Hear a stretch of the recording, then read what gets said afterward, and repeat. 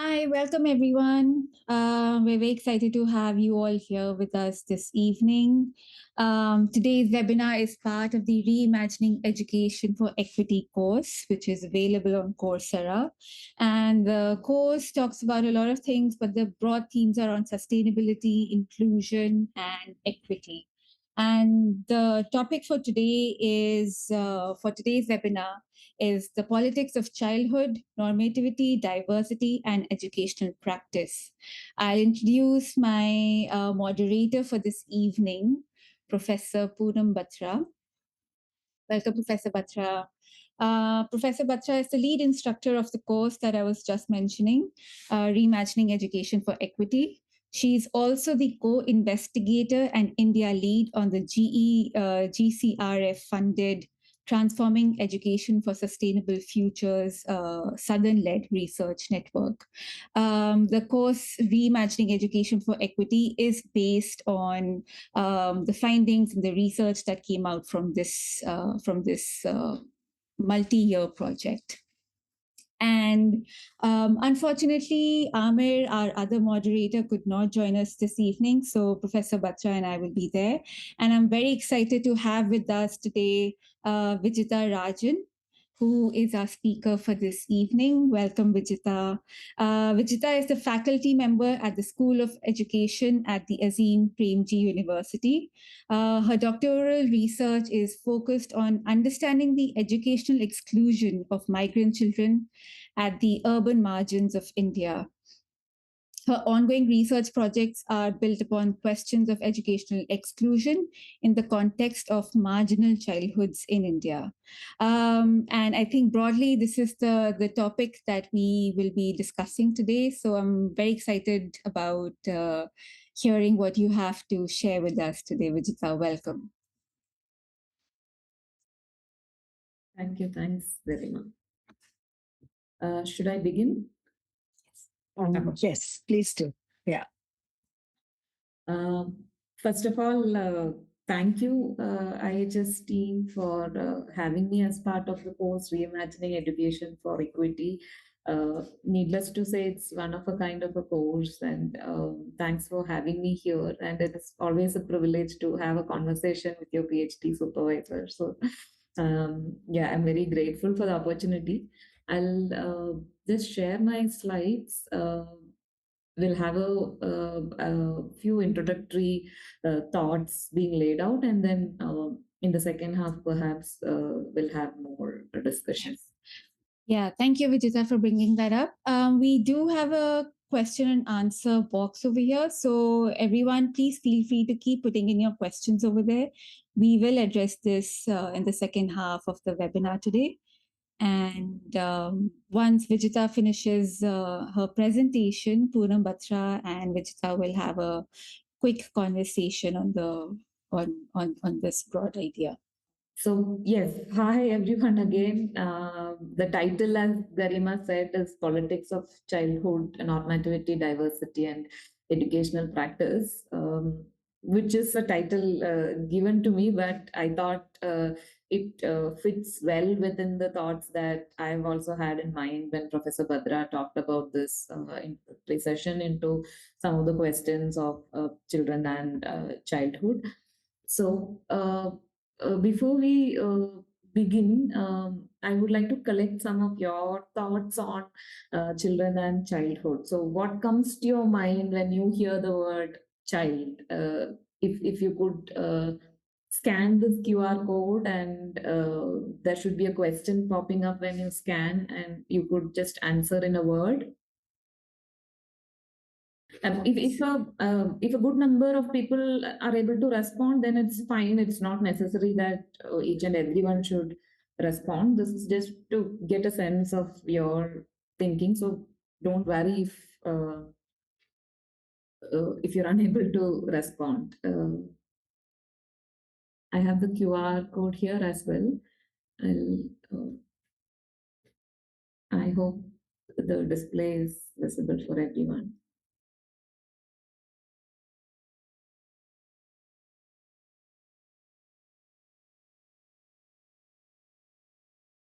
Yes, I can see responses coming in. Hope you are able to see the screen.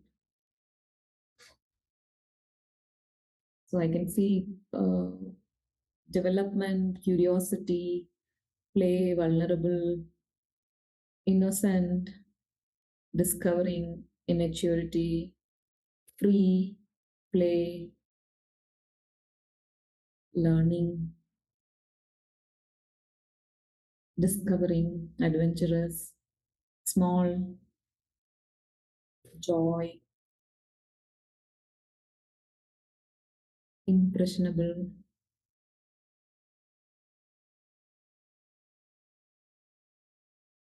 underestimated. Okay. We'll wait for 30 seconds to see more responses. Underestimated, freedom, happy, explorer, little human,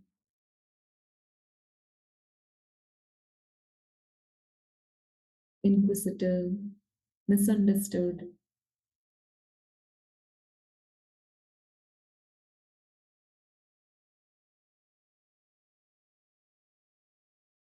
creative, neighborhood, adventurous,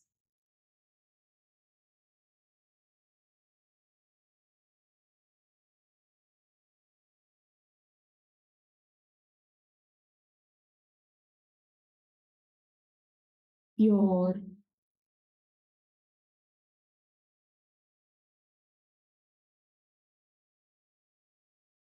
love, cruel. Okay, great. Thank you for the responses. We'll pick on some of these ideas. There is a next question on what comes to your mind when you hear the word childhood. Again, it could be these two questions are related, but if you could just put in your thoughts on um, the word childhood and what comes to your mind.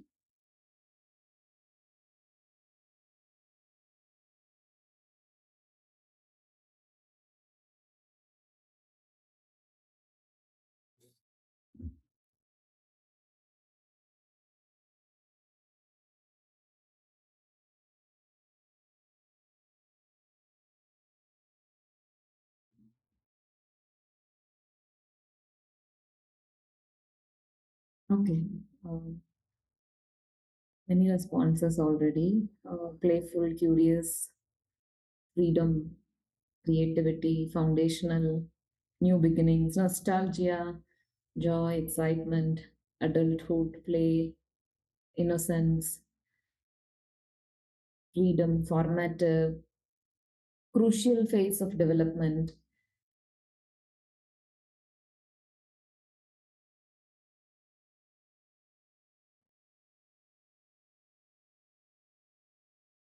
endangered, need to be protected, chocolates, okay.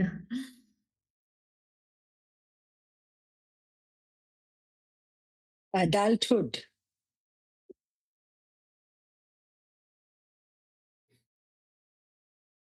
Yeah, outdoors. When does it start and end? That's a question. Emotional softness, phase, uh, young, multiple, okay, dynamic, mirror to adulthood,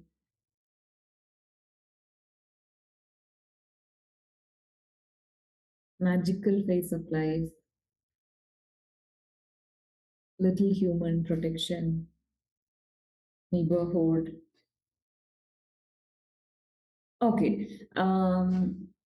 I'll share the slides later with you, so you should be able to see the responses later as well. And pardon me if I've missed any of your important responses, but I get a sense of the things. And these are some of the taken for granted idea and beyond what you have put in the commonsensical discourses frameworks, children are often understood as innocent, pure, and there is an idea of normal childhood, right, where children get to play, for instance, or children are within their families, children are maturing as maturing beings. Many of you had put in as development as a phase of a person's life.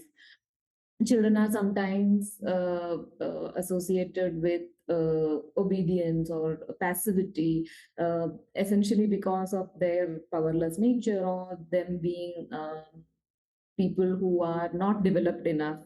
Children are considered as yet to be decision makers, and therefore vulnerable, in need of protection. And we hear that often, right, from families and state mandated interventions. We hear the word protection often in the context of children.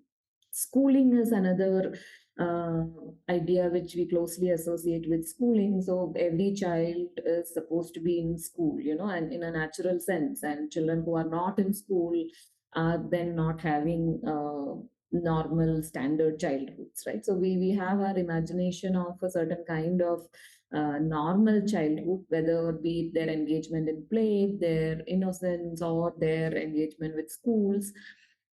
This reflects in various institutional settings, whether in family, school, and so on. And very often we also construct a homogeneous understanding that is emerging from this normality of childhood. Now, within the field of childhood studies, which in itself is an interdisciplinary field, and there are various other disciplines in today's context engaging with questions of children and childhood, be it sociology, be it anthropology, be it geography. There is an emerging field on childhood geography. There are now journals on childhood geography. So, um, various fields, various interdisciplinary fields, including childhood studies, have critically looked at some of these ideas. And we'll just briefly look at some of the contestations, if not a uh, exhaustive survey of these ideas. So, one of the contestation has been that childhood as a time of innocence and purity is very much a modern construct. It's not that this current imagination of childhood has existed time immemorial across different spaces or context or devoid of history. But childhood, in the way in which we understand in today's time, is very much a modern construct. And we'll elaborate on this a little later. And children, therefore, should not be understood as only becomings. Very often we define children as not adults.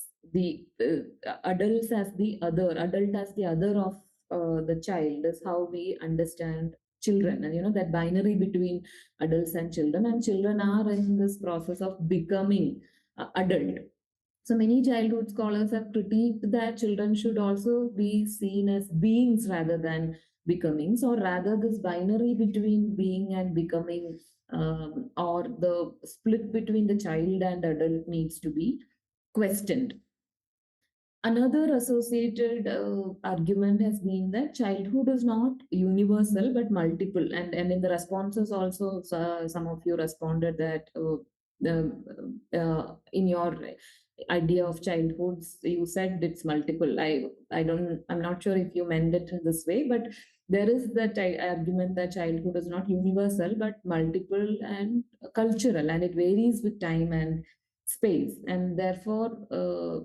Very straightforwardly applying standard normative childhood to the lives of all children could be very problematic, because it disadvantages children and childhoods who do not fit neatly into the standard normative childhood. And many people have called it as the social construction of childhood. Childhood is essentially socially constructed.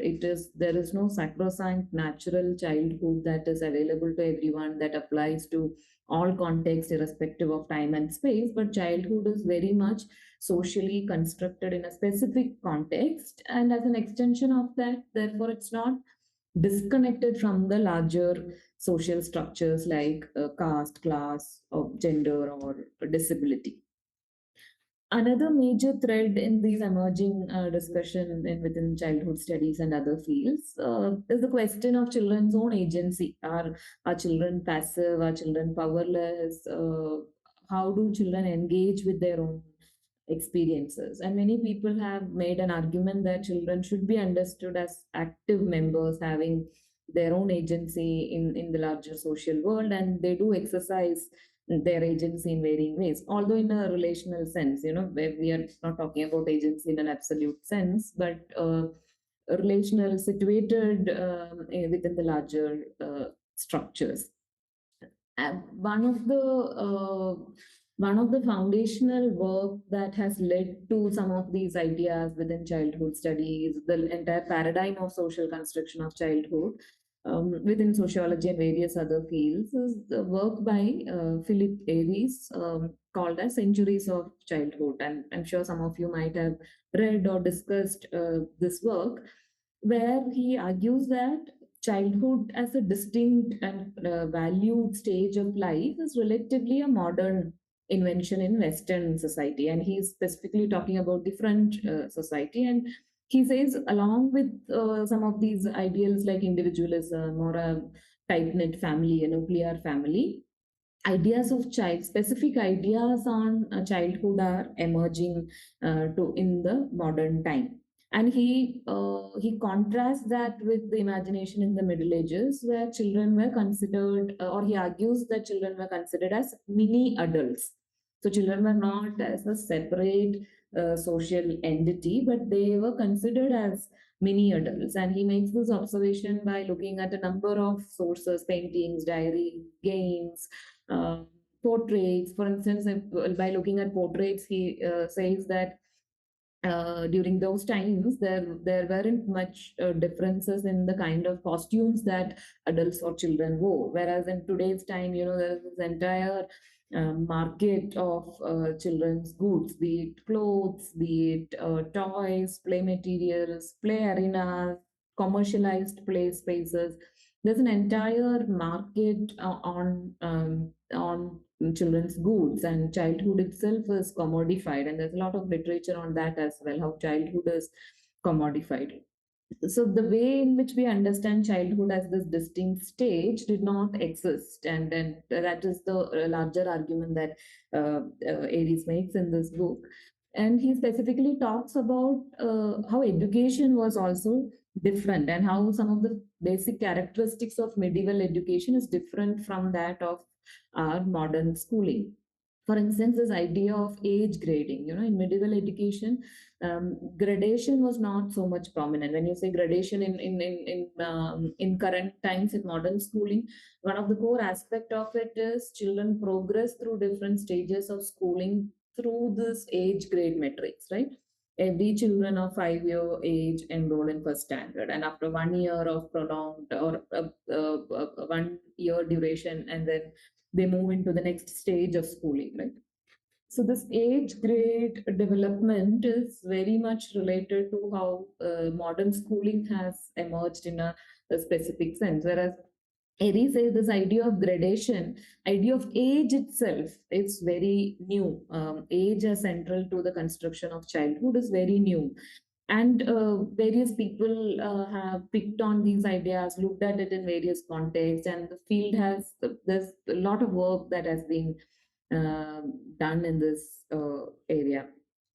Now, one of the points that many of the childhood studies scholars point out is how modern technologies of knowledge has facilitated this development, how it has facilitated the emergence of childhood as a distinct phase in the human life course in the 19th century. And 20th century, as many of you might have heard, is the century of the child, because there has been a lot of knowledge building, empirical research, psychological experiments, psychometric, sociometric tests, surveys, ethnographic research around children and childhood. And therefore, modern technologies have a specific role to play in the construction of a certain modern ideal of childhood. And we'll particularly talk about psychology, sociology, and anthropology, as these have been some of the major sources from which this knowledge building has drawn. So, theories of developmental psychology very often has contributed to the modern construction of childhood. For instance, they the the core concepts of developmental psychology, for instance, rationality, where adults are rational and children are these developing beings who are becoming rational like the adults, or the naturalness of childhood, and how there is this natural development through which every children across different time and place go through. Mm. And therefore universality, right? There's a certain universality to some of these developmental trajectories, and children transition from being a child to adult in a natural sense, and this happens through various institutional spaces as well, in families, in schools. You might have read many theories of child development, Piaget's stage-based model, for instance, or various other stage-based model is essentially about a linear developmental model, this universal child abstracted from the social context of the child, and the child, the abstract child becomes a stand-in or an alternative, a substitute for all kinds of children.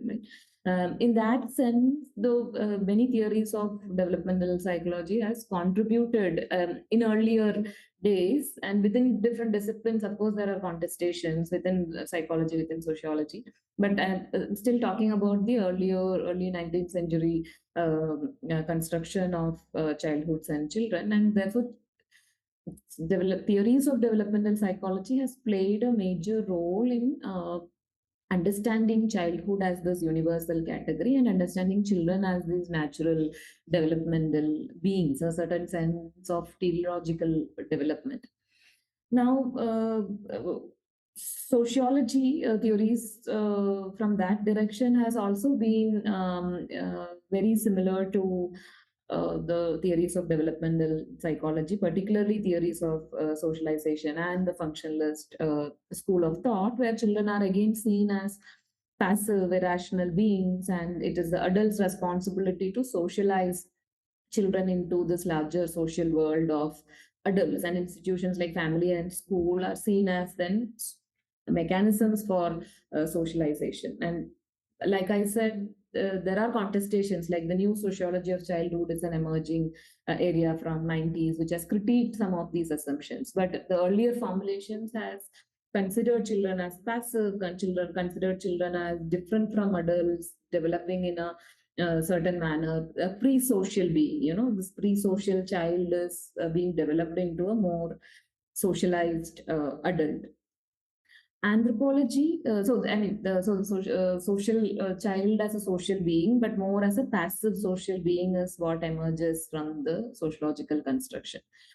Anthropological constructions have been closely connected to the very colonial understanding of savage and the uncivilized being. So in many contexts, people have compared the colonized, the savage, the other, in relation to the child. There is some sort of similarity between this colonized savage, and the child, because they're both irrational. Um, John J. Mill, for instance, in the very famous text on liberty, uh, there is a discussion on how despotism can be justified if it is on uncivilized, colonized communities, or if it is on children, because both of them are irrational, underdeveloped, and so on. In the Indian context, Ashish Nandi has talked about various kinds of colonial construction. So he says there are two kind of colonial constructions, childlike and childish, and both are problematic. Both needs to be corrected by this so-called civilizing mission by the Western colonizers, right? So and one can look at this from different disciplinary angles, but I just wanted to highlight some of these major ideas and constructions of knowledge which has contributed to a certain kind of modern childhood or imaginations around that. Now, uh, uh, people have talked about expanding the view of childhood beyond this individual realm, right? Very often when we talk about childhood, we think it's an individual phase in their life. It is something that individuals go through. It is natural, it is universal, and so on. That could be one way in which we understand how childhood is an important aspect of every individual's life, but it needs to be expanded as a structural aspect of the society. So, for instance, Huerto, one of the prominent childhood scholars, talks about three ways of looking at childhood. Right, one, looking at it as a period where the child develops. So, say in 1980s, the child is in a certain phase and certain developmental phase, and in 2000s, you see a certain kind of development for the child. So, it's a period of development for the individual child. And he talks about how childhood is also a structural form, right? So how does childhood looks like in 1980s India, or as compared to say 1980s Europe, for instance? Or how does childhood look like in 2000s India as in relation to 2000s the USA, for instance, right? So, and because childhood should be considered as a structural form, and these structures change, right? Well, historical circumstances change, our the larger structural context in which we are embedded change, political context change, economic context change. Because childhood is a social structure, when these larger contexts change, then childhood in that sense is also dynamic and contextual. There could be continuities, of course, as compared to an earlier times, or commonalities between, say, Indian context and another context. But at the same time, it is a very important structural feature of each society. Another way in which childhood has been talked about, and people like Lena Allen, for instance, have written a lot on understanding how childhood should be looked at as a generational unit. Children are not this isolated beings who need to be treated differently in any at any point of time in any given society, but children coexist with everyone else in the society, right? So if you're living in 2020s, uh, children exist with various other age groups, various other people, and according to age, also power dynamics, life sciences, all of that differ. So childhood also needs to be understood as a generational unit, is what many have pointed out. Now, having laid out some of these ideas, of course, the field is too broad, and the attempt is only to throw some ideas which are there in the current debates and frameworks around children and childhood. So, with that very brief introduction, I want to now and briefly talk about what do these academic discourses actually mean to the lives of children, or some actual questions of children and childhood. How does it impact their lives? And I want to take the specific case of child labor here, but we can also extend the discussion to various other things, children's agency, and so on. We will see if we have time for that later. But we'll look at now how do we understand child labor as an experience, as something that is defining children's life through some of the conceptual ideas that we talked about. Very often, banning child labor, eradication child labor is this a standard taken for granted kind of intervention that's there in both the global discourses and within the national discourses. So, at global level, there are various frameworks, but to cite a few, whether the UNCRC or the International Labour Organization's program on elimination of child labor. At the national level, we have the Child Labor Prohibition and Regulation Act 1986, but it was amended in 2016, Right to Education Act. We have various uh, global and national frameworks and policies to talk about child labor, and elimination, eradication, prohibition has been a dominant trend. There are contestations, of course, especially in the Indian context. We'll come to that, but very often we take it for granted that, and the this idea is also based on the normative concept of childhood that we just talked about. So what are some of the contestations against this idea of eliminating child labor, or the larger global and national approaches towards eliminating child labor? One prominent theme in that is the question of saving children. Who is saving whom, which children are being saved, and this patronizing attitude towards, particularly towards children in global south. And there are some interesting studies looking at how images get circulated, how, for instance, international NGOs use child labor campaigns, what kind of images they use, what kind of language discourses they use. And very often we see this image of victimhood, image of vulnerable, and it's a white man's burden. It's a burden of the West to save these childhoods. That is closely connected to this idea of universal childhood, right? And how children develop. How do we define children's life, right? Is labor integral to a child's life, or is uh, labor is something that children should not involve in, right? Or there is this contradiction between childhood and labor. And at the same time, we take for granted the labor that is involved in the schools, right? Many children do parallelly take care of their household labor, or even labor in informal sector, and they do schooling parallelly, hand by hand, and they're still very integral to their community's life.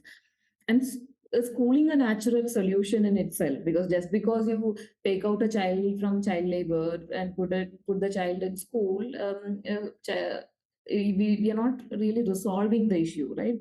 Especially for children from marginalized communities, we see that children continue till the end of the schooling setting standard, and they end up working in the same kind of informal sector jobs, same kind of jobs in very vulnerable situations, and the schooling may not have made much of a difference in terms of their occupational or social mobility.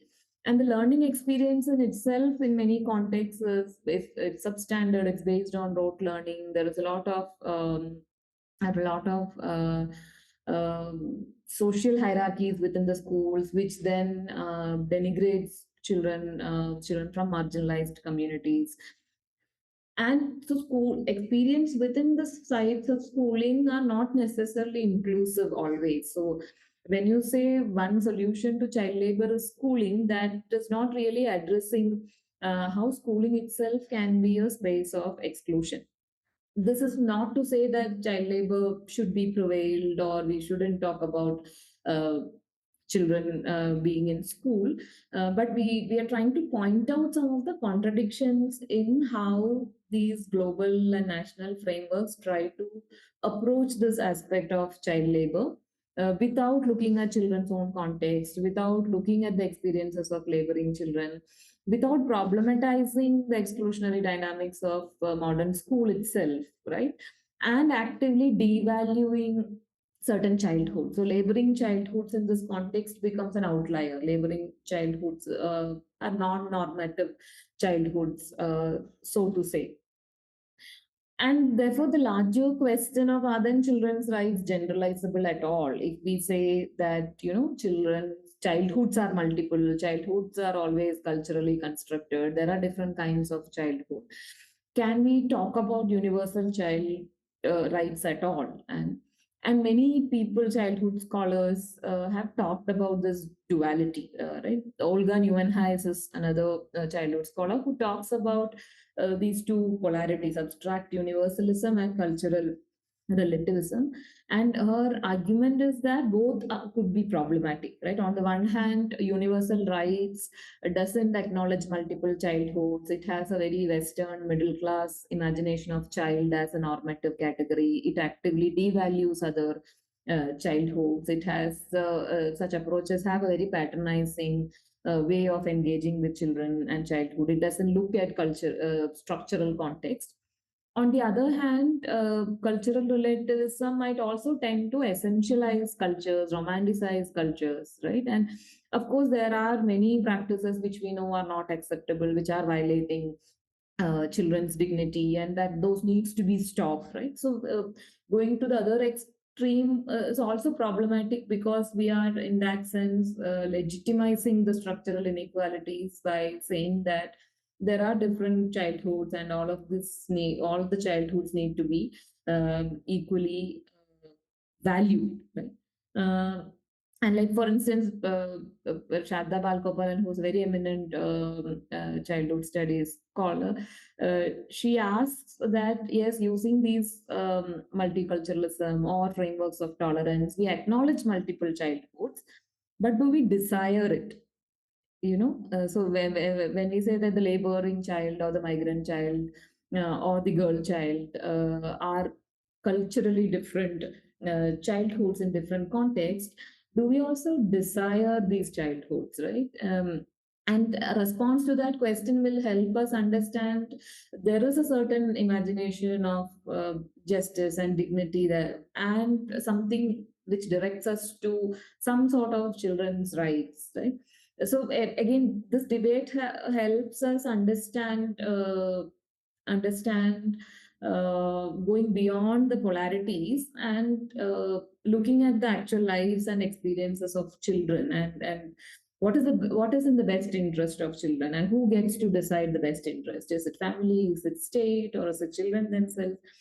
The discussion complicates this space in certain manner. um, I want to end this first part by raising certain important questions which are emerging from this field, and I'm not giving any conclusive responses to this at this point, but perhaps those of you are interested, and maybe some of you are already reading and writing and engaging with this area, so you could also add to these discussions later. So one question often in the context of child rights, but also in general, that has emerged is, how do we understand the role of state in engaging with children and childhoods, right? On the one hand, in modern state has direct access to children's lives, and they can act in the best interest of the child, bypassing the families, and many scholars have talked about it. On the other hand, it has also maintained a distance. There's this interesting work by Vijayalakshmi Balakrishnan, and she uses this um, uh, idea of state as Chacha, Chacha Nehru as a symbol or as an idea to talk about the relationship between the child and the state. So when you say Chacha Nehru, there is some sort of familial attachment, because state is plays the role of chacha in one sense and part of family, and therefore a certain freedom in relation to the child. Uh, but at the same time, the state is also formal. It consciously stays away, and its engagement with different childhoods are also different. That is another aspect. Right? State engages with different childhoods in differential ways, and very often this can also lead to many kind of exclusion. So how do we understand the role of state in today's times, or like we were talking about, how do we understand what role structural context play in children's lives, and in that sense, how do we think of children's rights in ethical and meaningful way? I mean, the debate should go beyond thinking about universal rights without taking into account the social context of the child or larger structural context, and to the other extreme, romanticizing multiple childhoods. And many scholars today are writing about both these binaries. I mean, multiple childhoods is a starting point for us to recognize the diversity of childhoods, to accommodate multiple childhoods, but that might also lead to other kinds of hierarchies, is the larger argument made. And how then are we reproducing certain hierarchies, whether it is through universal childhood or through multiple childhoods? How are we reproducing the hierarchies in our national and international discourses on childhood? Another discussion, a very important discussion that's happening in the field is the question of children's agency, because many people use children's agency in a very loose sense of the term, and it's the term is thrown anywhere and everywhere without critical engagement. Right? Children should be given agency, or children do have agential engagement, and so on. So there is some tendency to romanticize children's agency, but we should understand agency in a situational, relational sense. And how do we do it? Even as researchers, for instance, or how when we do research with children, uh, how do we bring sensibilities of working with children, understanding the larger constraints of in which their agency is located? Uh, yeah, so these are some of the questions, and to think about larger social hierarchies of caste and class, and how are gendered childhoods talked about, ability-based hierarchies. How is the disabled childhood engaged with? How do many post-colonial scholars like Sharda Balgopalan, for instance, many post-colonial scholars have argued how colonial contexts still continue in the way state approaches children. Right? So colonial state has actively devalued certain childhoods, or that colonial state has made differential educational opportunities for different kinds of children, or children from different communities. And how does that differential education continues even today? That has been another discussion in the field. So yeah, I mean, these are the some of the broader contours of the discussion that I wanted to lay out. I've put a few resources, introductory resources for if some of you are very new to this field, for you to read. It's a vast area. I mean, one could have in India, it is still an emerging field. I don't think in India childhood studies is established as a systematic field of study, and even academically, like I don't know if we have any department of childhood studies in here. But in West, there are many universities where there are departments of childhood studies, and journals on childhood studies, journals on children, journals of childhoods. Mm, and there is some visibility that is emerging, although it's very limited in the Indian context. But these could be some of the introductory resources. I can share the slides later with Garima. So yeah, I'll stop here. I think we were thinking like around 45 minutes. I'll lay out some introductory remarks, and then we can also have a discussion. I would love to hear from you, especially if you're working with children, or reading childhoods and so on. Yeah. Yeah, thanks. Thanks very much, Vijitha. I think that was very comprehensive, and I'm sure some of the audience some of them may be familiar with the work that you've referred to and the way you've put it all together. For some, it may be quite different in terms of the standard way in which we talk about children and childhood, specifically in the preparation of teachers, because the role of psychology there becomes very prominent. So I'm sure there'll be a diverse audience that's looking at this also very differently. But you've sort of put a lot of questions to us, but I'm sure there are a lot of questions that the audience as well have. And I do know that some of these questions they did sort of come about when Garima gathered them from The the registrations. responses, the registrations. So I was thinking maybe some of those questions can be looked at in terms of what they have to ask. I noted some of those. Let me just quickly open that file. So there are questions there in the Q&A as well. So I think we will need to take those as well. But to begin with, one of the questions that some people had put together and, they were wondering is you have spoken about the fact that there's, a cultural construct of childhood, and we need to look at it as that, although there's a danger of duality. The question is, how have cultures and economic, political, and education systems conceived of the relationship between children and work? That's one thing that you did mention in terms of labor. How do we look at labor?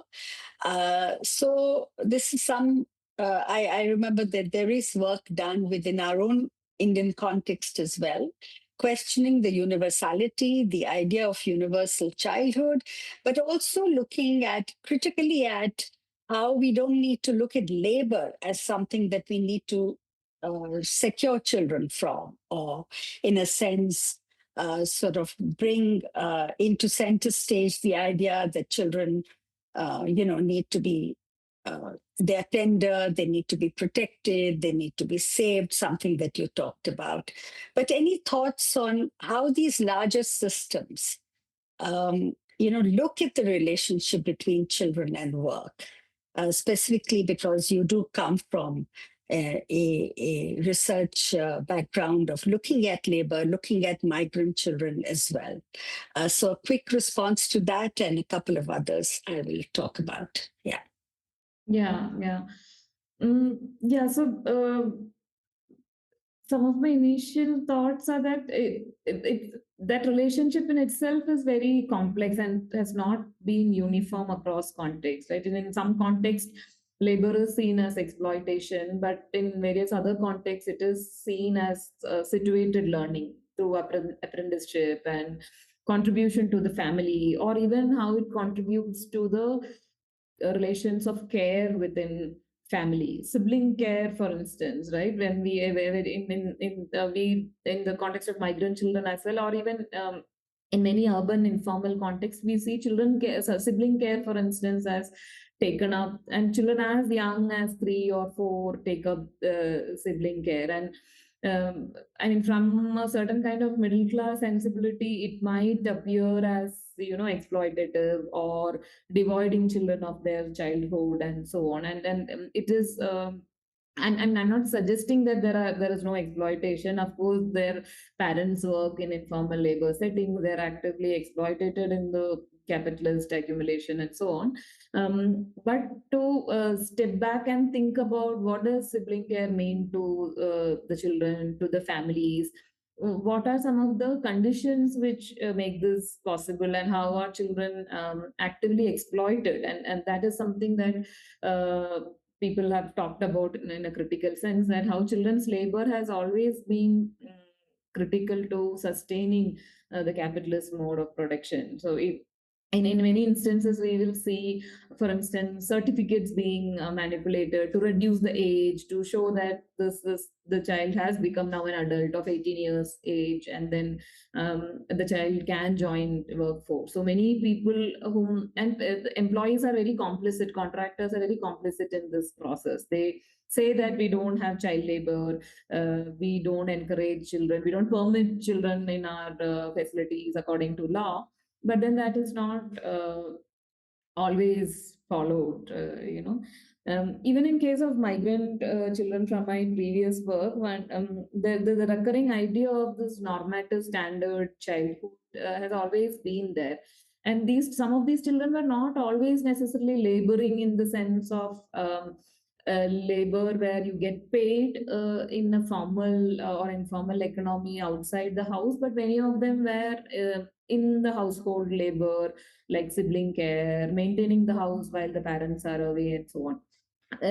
But one of the major thing that emerges is how the we have this normative idea of immobile child, with whom we attribute to residential fixity. Many of our policies interventions are for this child who's not moving, who has a local geography and family around it. So when children move, their families move, that is seen as a problem, and which is a problem that is attributed to them in a cultural sense, that it is these families that are moving. We provide free education, we provide all resources, school is accessible for everyone. But the children and families are not able to access because they are moving. This has been a Oh, dominant yes. narrative. So, which means that, I mean, this kind of an idea means you're also wanting to look at the need to even change the educational arrangements, systemic arrangements that we make in order to address diverse children. There was a time in 1975, first time when India sort of spoke of non-formal education, and slowly from 1986 onwards, it came into policy, and then non-formal education became almost like legitimized. So night schools for children, a different kind of curriculum for children, all of that. Now, before we come to curriculum or pedagogic and other issues in terms of diversity, how do we really even think of a conversation around a radical change in the way we organize our education systems? Are there any thoughts you'd like to share here? Yeah. Um, I mean, on the one hand, these say cases of laboring children or migrant children, in a way, they're like very obvious cases of the as opposition to the normative childhood. But in the say in a scenario where in scenario of a regular school, even the underachieving child in that sense is non-normative, right? So the very achievement ideal of schools that school are age grade progression in a certain manner, and every child acquire a certain kind of learning and they move ahead in certain time period. This fundamental structure of age grade progression in itself can be exclusionary, because then it creates all kinds of categories, the category of the good student, or many people have talked about acha bacha, who is a good pupil, and we always have the categories of this normative child, and the very achievement ideal and the very primary logics of schooling and our classroom in that sense can be uh, very exclusionary. Sorry, it's interesting that I'm looking at the chat box where, I mean, the Q&A, people have put in some questions. So while one teacher in the audience seems to be very concerned, how do we have a standardized curriculum or a standardized assessment system for different childhoods? Now, this is coming from the policy thrust on assessment, on curriculum that leads to learning outcomes. So the question is coming from there, because being a practitioner. But at another level, the question is, if there are multiple childhoods, then shouldn't the solutions be multiple as well? So the problems seem to come from abstract universalism, as Anushri has said. So how is the cultural relativism, which is an issue you pointed out, is a constraint of practicality? Is it a practical concern, or is it a concern which is more to do with how we nuance this idea? I mean, this is something I think that the question means. So maybe you can reflect a little on this. Yeah. Mm, so yeah, like you said, there are definitely practical constraints. If there are 50 children in a classroom, probably 50 children have 50 kinds of childhoods. They're catering to different experience. That doesn't mean that we individualize curriculum so much. I mean, it is practically not possible as well. And even at the conceptual sense, there are various things which we also want to build together as a community, right? So it doesn't mean that either separate individualized education to each child or even groups of childhood, but our sensibilities towards diversity that children come with, even that is often not made. There is a lot of many empirical researchers have time and again pointed out, even today, the social distance between the teacher and the child. And where is that coming from? I think something probably seriously lacking in teacher education, both pre-service and in-service, where we are not recognizing the diverse context of children. Diversity, not in the sense to romanticize, but even to ethically engage with that, to think about what does this diversity mean. I mean, at least from my own teacher education experience 15 years back, we never learned questions of the social in connection to the child. We learn a lot of psychological theories in a very disconnected manner. And even, for instance, scholars like Vygotsky has talked about social constructivism, but at least 15 years back, these things were not, they were just presented as bookish knowledge theories which we needed to memorize, but there wasn't any real engagement on these questions. And on the other hand, we had a lot of engagement with concrete strategies for classroom teaching. How do you do blackboard writing? How do you certain skills, micro skills, as we say, which is part of, not to say that these are not important. Of course, these are very much important to develop expertise or certain kind of knowledge, skills for the teacher. But the social context is something that is missing. It's a gap in our discussions. It might be there as part of the curriculum, perhaps in some context, and there are like standalone experiments like the BLEd program, or our own university has looks at the education context in a different way. But it's been rare. It's been rare, and people think of teaching learning as this technical process where all you need to have is subject knowledge, certain skills to deliver the subject knowledge, which are important, but it goes, education goes beyond that, to put children in a social context, to have certain relationship with communities. So I think that larger sensibilities haven't been developed enough. Yeah, perhaps they're, as you said rightly, not been part of preparing teachers. So teachers are not really engaging with some of these issues. But do you think there's also a real sort of I would say, some kind of a polarization of this idea that, you can only do standardized teaching assessment like our policy 2020 tries to impose when you have a universal way of doing things, when you have a universal idea of childhood, when you have a universal way of doing things. And if you look at it more relatively contextualized culturally, in a more culturally responsive way, then you can't have standardization. Does this mean that there is this inherent contradiction and therefore the very aims of education come into question in terms of what they should be? I mean, is that something you'd like to talk about? Yeah, that is like you correctly articulated. It is a contradiction, and many times the question of diversity, multiple childhoods have been engaged in a very different way. Like when I mentioned the Child Labor Act, many people critique the current Child Labor Act because it has provision for children working after school hours and during vacations. Then in the there are very interesting writings on how the state is making this provision.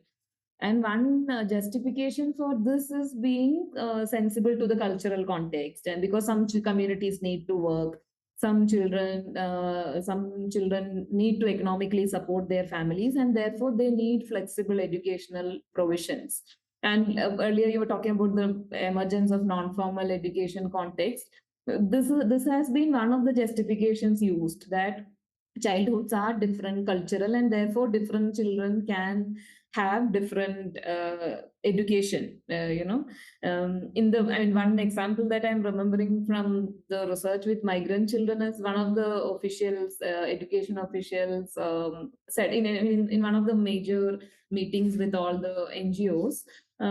This official said that migrant children need a different kind of education. They need police training, because they are good at physical education, not so much with the mental education, which is part of the mainstream schooling. So I think the idea of multiple childhoods, diverse childhoods, is appropriated in many ways, not always in productively. So it really depends on how are we looking at multiplicity and diversity, right? And in ethically sensible ways, in ways that engages with children's actual lives. So, but I think that is the struggle of any policy practice. How do we engage with this tension? How do we make things uniform and standard, which is also necessary even to build a community together. We all live together in a community, and we need to have certain kind of uh, common education, including civic education and various other things. So that is necessary. But how do we then engage with those with that tension? So this reminds me of some of the objections raised during NCF 2005, the National Curriculum Framework 2005, when there was a very clear thrust in the framework to include multiple sources of knowledge and not just one textbook, and to bring in local knowledges. Because we have such a diverse country and diverse context, diverse childhood, so we need to bring in indigenous knowledge systems, perhaps local knowledges, and of course there's a variety there as well. But there was a huge uproar about that because the feeling was that among some critical scholars that if you bring in local knowledges, it can also be something that can be anti-constitutional. So, for example, the practice of sati, and that's a local knowledge. And if you bring that in, it means you're going against the constitution, and that can be very damaging, obscurantism, etc., which is very true. And one way to handle that was the preamble itself. It was put that local knowledges, etc., means something that is aligned with constitutional values. But I think most people make the mistake of looking at a curriculum framework as a universal thing where you are telling people what kind of curriculum you should have. But a framework is not a curriculum, it is a framework, which basically says try and include as much diversity as possible, which is relevant to the children's context and the teacher's context and so on. So perhaps we do need to nuance some of these debates. And the place to start is with the teachers, because often teachers tend to sort of look at their work in a very straitjacketed manner, not because they are like that, but because policy is pushing them in that direction. So thanks very much for your responses, Vijitha. There are many other questions, and maybe, Garima, we should now let people ask these questions themselves. I picked up a few, but it'd be a good idea for them to ask. Yeah. Absolutely, yeah, that's a good idea. So whoever is putting the questions over here, if you'd like to ask them if they haven't been addressed broadly in the conversation so far, please feel free to raise your hands and I think open up the mic. Hi, can you hear me? Yes. Yeah. Dr. Poonam just ended saying that we have to kind of work with the teachers towards, reaching the objectives mentioned in the curriculum. Insisting is that process of implementing that. Is there something happening in this area, in this space, where teachers are actively working towards, understanding and contextualizing national frameworks that are given to them? Where is the agency of the teacher here? It's a question for both Vijitha and Poonam. Vijitha, would you like to respond? Could you repeat? I didn't fully get. So, is there other new developments around? She's asking whether teachers are being involved, working with teachers. If that is important, then is this happening anywhere? Yeah. I'm not sure. I'm not fully sure.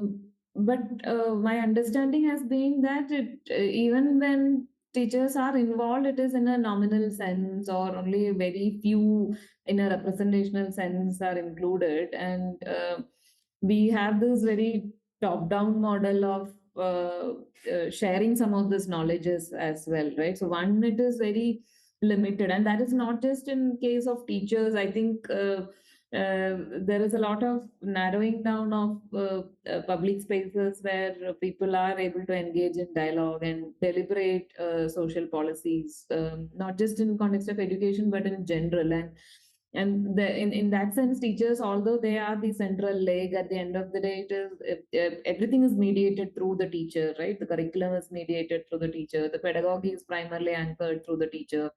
And that last unit of the teacher and the child is probably the central aspect of any educational settings. But we are in this, myriad forms of bureaucratic work. Teachers do not have time to engage in any other sort of work. And we are in this constant process of completing assessment, doing documentation, and the process of teaching learning itself becomes the last activity to be catered to in a school. And that is really the irony of our schooling system today, that the primary purpose is failed. um, I mean, I don't know if in a larger systemic level, if teachers voices are countered, included, how, to what extent they are involved in the process of deliberation, even in some of these policies, is a question. But Professor Batra might have engaged more directly in some of these things. So Well, what I would say here is that we did have some space for this when the NCF 2005 came about. There were a large group of teachers who were involved at that time, even in writing school textbooks. But the tendency of the state has been, and the organizations that work as the extension of the state, NCRT is supposedly an autonomous body, but it works like an extended arm of the state. The tendency is to still look at teachers as implementing agency, as not somebody you partner with in order to create, design, look at curriculum and so on. So somebody has also mentioned in the Q&A that the recent teacher education model is back to de-recognizing social from the child's context. So that's also happening. So current policy is actually pushing the teacher far away from her rightful role as educator, as curriculum developer, unfortunately. But if you listen to our previous webinar, where we had a conversation with teachers, and the recording is available, I think, Garima, you may give a link here maybe, but there was an interesting mention of a forum of teachers at the state school level in Delhi, where teachers are coming together and they're writing also. It's called the Shikshak Manch. But I guess we need to sort of find out more. There are organizations very sparse across the country where teachers do get together. Because there is also an attempt not to let the teachers get together, because once they become a formidable force, then they are difficult to contend with, perhaps. There's a very good question here in the Q&A, and maybe I should like to flag that here. A question with regard to tribal schooling. Vijitha, if you can look at this. How does the interplay between state policy intervention, or at times state silence, and philanthropic interventions shape the hidden curriculum of tribal schooling? And what implications does this have for the social construction of marginalized child and childhood? I think this is a very important question. You might want to respond to this, and we can then take other questions. Yeah. I mean, this has been a important discussion in education studies and various other fields, and people have pointed out how tribal childhoods are actively excluded from school curriculum. Their knowledges are not represented, their languages are not represented, and I think for decades now we have talked so much about how different mechanisms of exclusion. And you're right, the state there is this facade one-time approach to the state when it comes to some of these interventions. there's this other we concluded a recent study which was on one of the marginalized tribal communities in Arunachal Pradesh, and one of the main arguments that we make in that study is precisely this, that how state interventions are one-time temporary interventions which doesn't look at change in a systematic sense, but various ameliorative measures are provided in a very haphazard, even paternalistic manner. So even in this context that we were looking at, one of these very marginalized tribal communities in Arunachal called as the Purohik communities.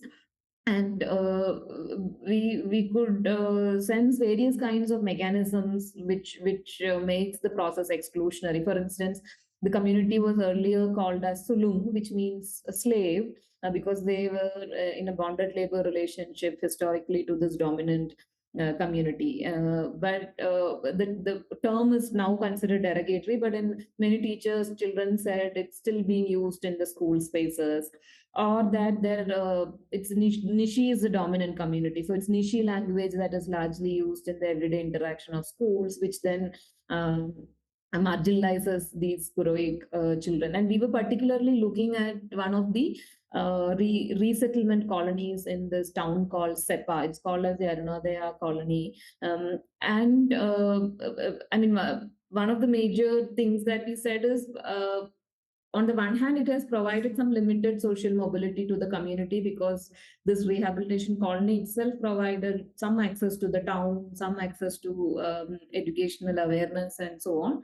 But at the same time, it's very precarious existence that they have in the town. So as a one-time measure, there is a land provided, there are some rehabilitation measures provided, but not in any sustainable sense. So the community is still left under the dependence of this dominant community, a lot of patronage in social, cultural realm. There are very livelihoods are very precarious. And I mean, the story won't be very different if we look at extremely marginalized tribal communities in different part of the country. This has been the situation where state development has in fact marginalized communities further and further, and education has also played that important role. So even in our policy documents, not just the recent one, but across, we don't really see very substantial engagement with structural inequalities. Maybe here and there it is mentioned nominally in some policies, some curricular frameworks, but we don't talk about the social structures like patriarchy or caste or active tribal exclusion. But we only provide interventions in a very techno-rational manner, which is again problematic. That's a yeah. There's another interesting question by Apurva Sharma. Apurva, would you like to ask it yourself if you're here? Hi, good evening. So the context is that I'm like a part of a organization called Sanji Sikhya in Punjab, and we've been active for about 7 years now. I only in the last 1 year, and they've been able to do these meetings with teachers, the ones that we're talking about, where teachers are able in every cluster are able to sit together and talk. But it's there are these young people who are trained to organize these meetings, but then how do you really talk about the migrants and the migrant kids who are even seated separately within the classroom, or how do you deal with this difference in society? Like the young leaders are tell us, ladai ho jayegi ya hame nikal denge gaon se if we bring these things up. So and and also to be able to imagine what that classroom would look like if it weren't so divided is just, it's very difficult to even start imagining like that for the teachers or even for these young leaders who are from these contexts. I was just wanting to talk a little bit more about what that imagination is really like. What are those possibilities where these multiple ways of teaching can become part of our education systems. Yeah, yeah, yeah. I think it's difficult to, in a way, reimagine within the existing structure, because we are saying the structure itself is problematic. So, again, from my research, there were constant references to children need to catch up. Your age is already gone past because a child of 13 years is sitting in a class where fifth standard children are there, because the child has moved multiple times, hasn't acquired enough learning outcomes. So there is this constant uh, framework of catching up, that you need to catch up, right? Because the curriculum goes on as per the requirement. It doesn't go on as per the child's requirement, right? It goes on as per the requirement of the system. Pedagogical processes, even language accessibility, all of that goes according to what the system needs in terms of operating in itself. It doesn't go according to the needs of the children. So, to imagine a new classroom within existing modalities of curriculum is very difficult. But at the same time, it's not impossible. Like in one of the other discussions, one of the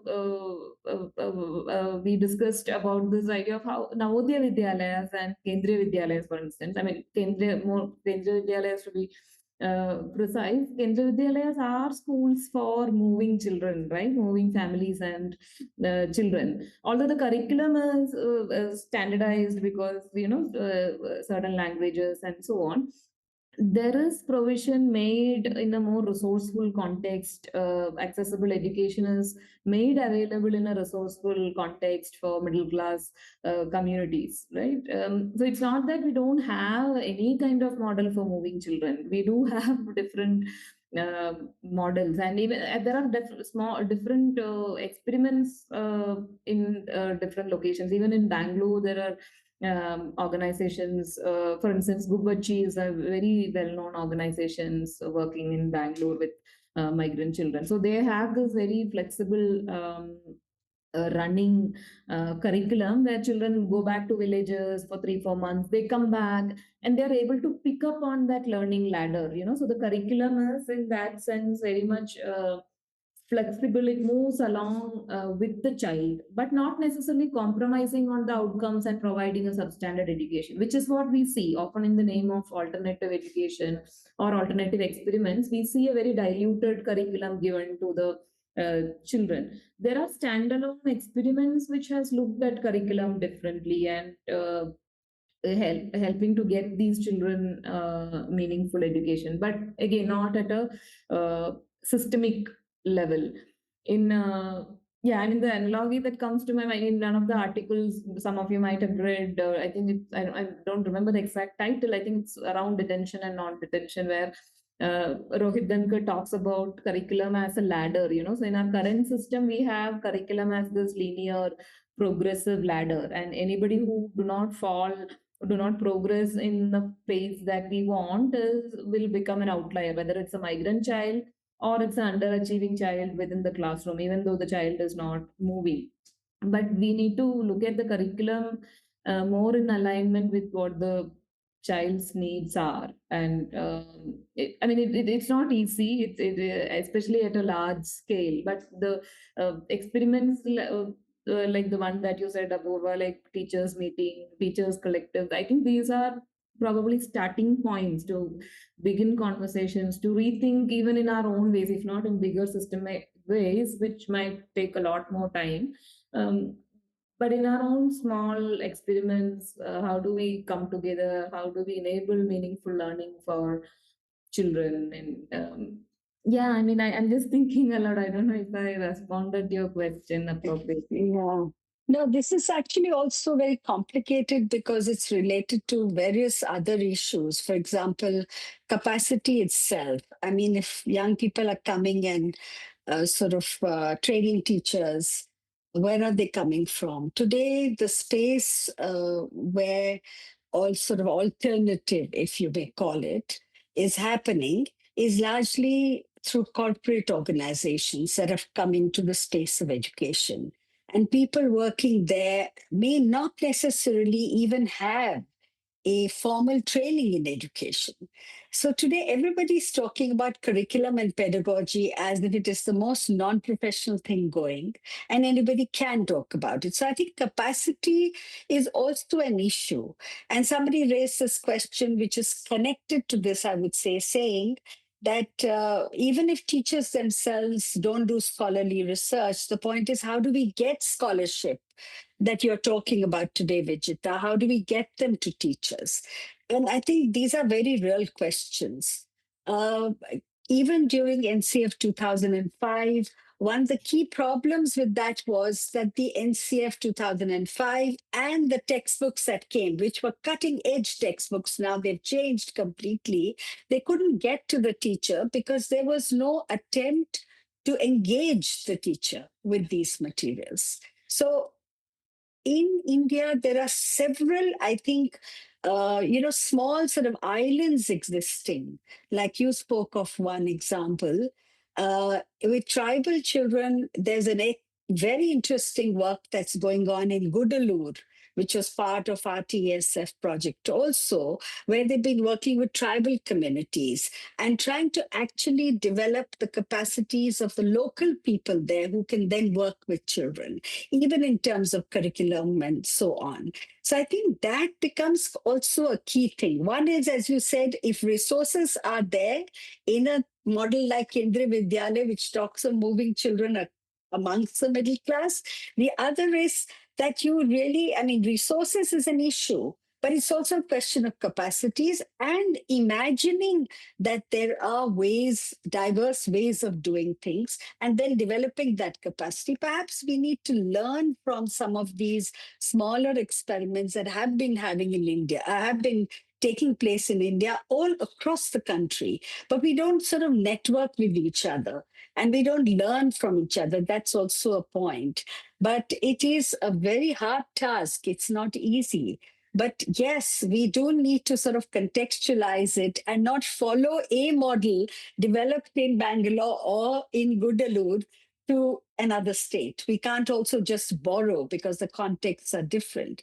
But the possibility happens when we are also able to invest in teachers and develop their capacities. So could we sort of draw upon people who have these capacities, which comes from informed grassroots level understanding of curriculum, pedagogy, and then actually bring them to teachers, because teachers are amazingly creative if you give them the opportunity, that they can take hold of their own work as educators, because the system treats the teacher as somebody who's marginal to decision making about education. I mean, you give a curriculum on a platter. Now you even have teacher proof materials for a long time. Everybody during COVID, we knew what was happening. Teachers were being told, you will only give these links, you will only use these worksheets, you will not create your own materials. So I think those are also the larger issues which will have to be engaged with when we are talking about developing capacities of teachers in terms of even understanding multiplicity amongst children, amongst childhood, amongst the context. I think there are a few more questions because the Q&A seems to suggest anonymous attendees, so I can't even call out the name. But if people want to ask questions, they should be given a chance. Yeah, just raise your hands and we'll be able to put on the mic for you if anybody wants to come and ask a question, please. So, one question is, how can we recognize children's agency without romanticizing or overlooking the constraints they inhabit? Yeah, yeah.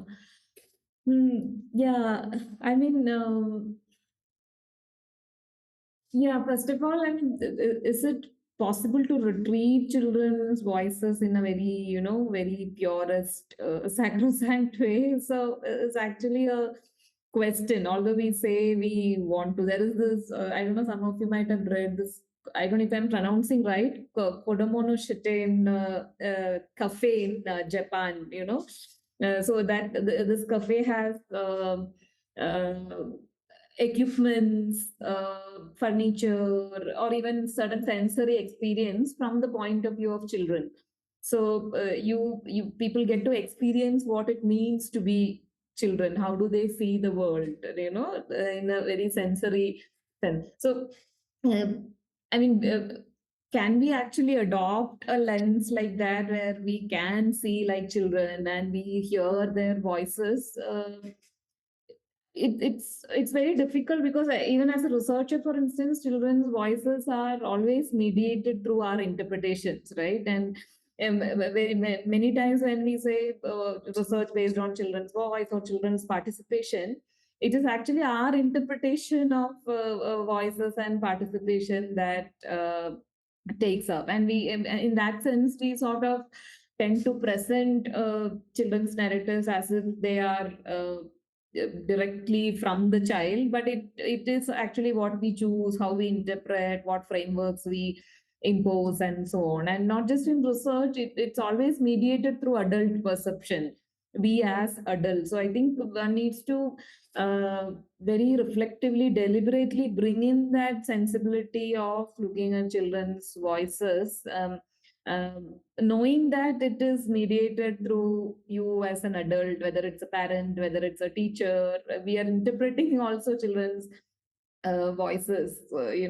There is some discussion on how also in, say, for instance, in current neoliberal context, how these voices are also appropriated, to say that these are individual enterprising children, these are self entrepreneurship in the context of neoliberal economy, and therefore also then responsibilizing communities and families through agency. Now it is your responsibility. You take up the mission of your life and acquire social mobility. And if you're unable to do, then that is also a problem, right? So, agency, not just children's agency, but even in the larger context, agency has also been appropriated to responsibilize people. You have agency, so you now take care of yourself. Right? Yeah.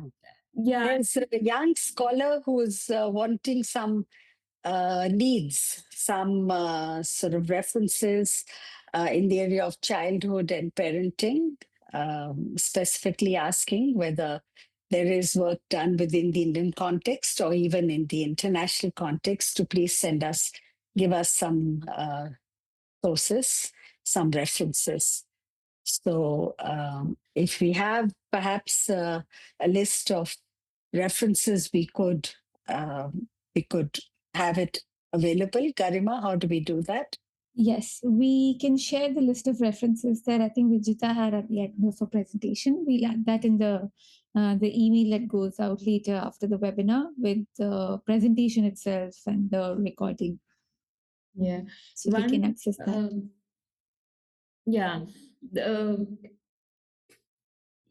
Yeah, in Indian context, there are definitely works which looks at the family context and even abroad, but maybe the theoretical tools and concepts around childhood studies might be slightly more evolved in literature from other uh, contexts. One immediate work that comes to my mind is Annette Lorio's work, where she talks about how child rearing in different social classes happen in a very different manner. So for instance, she talks about two kinds of child rearing approach, one as concerted cultivation and one as natural growth, where she says in middle class families you have an approach of concerted cultivation, and in working class families you have an approach of natural growth. And she talks about a number of factors within this approaches. What are the kind of friendships that children make? What are the kind of language use that you have in this family? How structured and systematic is the life of the child? So in middle class families, you might see children's day being very structured, their activities being very focused, parental guidance on these activities, how communication happen in the families. And then she says how it has a direct impact on what happens in school, and how children, families with the child rearing approach of concerted cultivation might have a bigger, higher cultural capital, which will then, which will then help them flourish in schools in terms of language, in terms of conversations, or even how does the school engages with the family.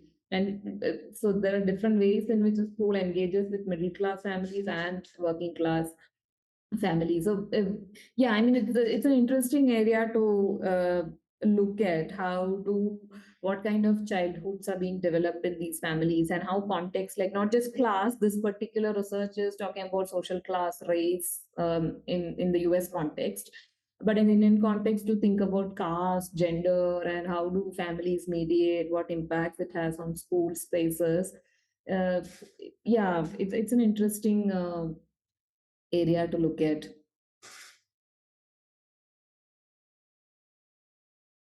Okay, so I think we seem to have come to the end of our time. Garima, would you like to? Yes, we understand that there have been a couple of questions that we haven't directly addressed, but we hope that the. Oh, I'm not sure if you can hear me. Yes, we Can can. hear you, yes. Okay, wonderful. Everything's frozen on my end. Yes, so we hope that the conversations in general have answered, at least like piqued some interest, or like shown you direction in some way. As I mentioned earlier, we will be sharing the link to this webinar in an email that will follow up soon after, hopefully early next week, with a couple of these resources that I mentioned here in chat as well. We really want to thank everybody to take time out and attend this session today. Well, I'll take over from her. Thank you for joining the webinar, everybody. Thank you, Vijitha, and thank you, Poonam, for this wonderful session today. And yeah, like Garima was saying, we'll definitely share the slides that Vijitha was sharing today, along with some of the videos. I mean, the video link to today's webinar, as well as some of our previous webinars. We'll put all of it and share it with you. You should be able to get this hopefully by Monday. Yeah, Right. that's Okay. all from me. Thanks. Thank you. Thanks very much, Vijitha. Yeah. And thank you everybody for joining in and staying on a little overtime. We've shot a little overtime, but thank you for staying and listening in. Yeah. Thanks, Kiran, and thanks, Garima. Thank you. Thank you. Yeah. Bye bye. Have a good evening. Bye bye.